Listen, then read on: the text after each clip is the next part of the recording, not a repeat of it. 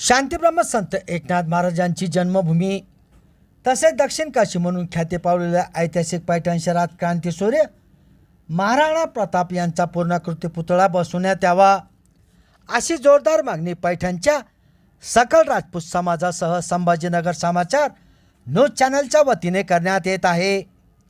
पैठण शहरात संभाजीनगर जिल्ह्याचे खासदार संदीपान पाटील भुमरे आणि पैठण तालुक्याचे लोकप्रिय आमदार विलास बापू भुमरे यांच्या पुढाकाराने अनेक महापुरुषांचे पुतळे स्थापित करण्यात आले असताना पैठण शहरात क्रांतीसूर्य महाराणा प्रताप यांचा पूर्णाकृती पुतळा बसवण्यात यावा अशी मागणी जोर धरू लागली आहे।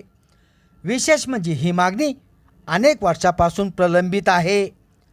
पैठण शहरात मोठ्या प्रमाणात राजपूत समाज विस्तारित झालेला आहे।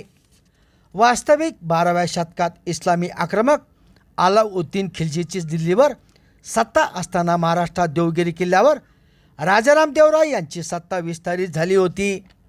मात्र देवगिरी साम्राज्याचे पंतप्रधान हेमाद्री पंडित यांनी फितुरी करत अलाउद्दीन खिलजीला देवगिरी किल्ल्यावर आक्रमण करण्यासाठी आमंत्रित केले।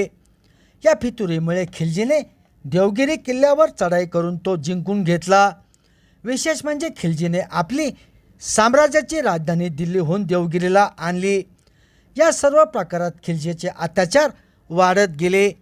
प्रचंड बाटवाबाटवी आणि मंदिरे उद्ध्वस्त करण्याचा सपाटा लावत त्याने प्रचंड अत्याचार सुरू केले।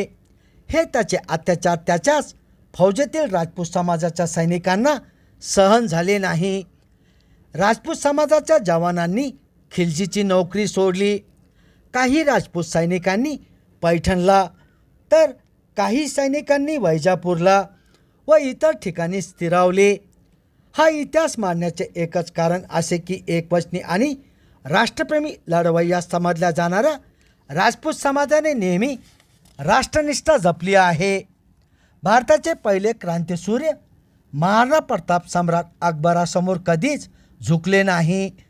असो, आज पैठण येथे राजपूत समाज प्रगतशील झालेला असताना राजकीय, धार्मिक, शैक्षणिक, सामाजिक, साहित्यिक, पत्रकारिता अशा प्रत्येक क्षेत्रात आघाडीवर आहे।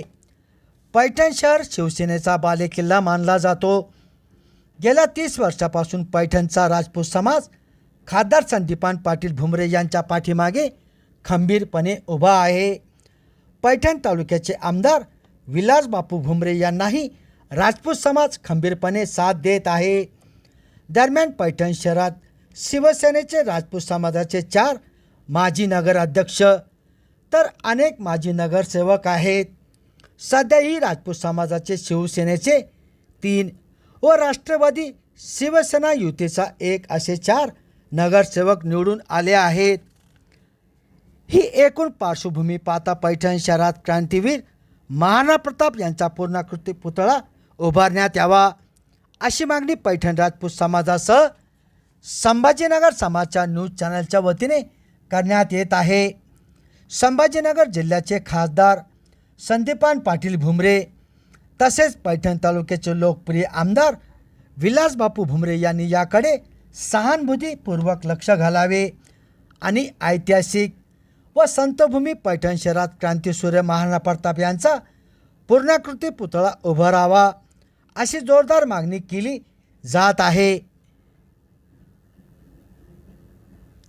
संभाजीनगर समाचार न्यूज चॅनलसाठी सुनील टाक।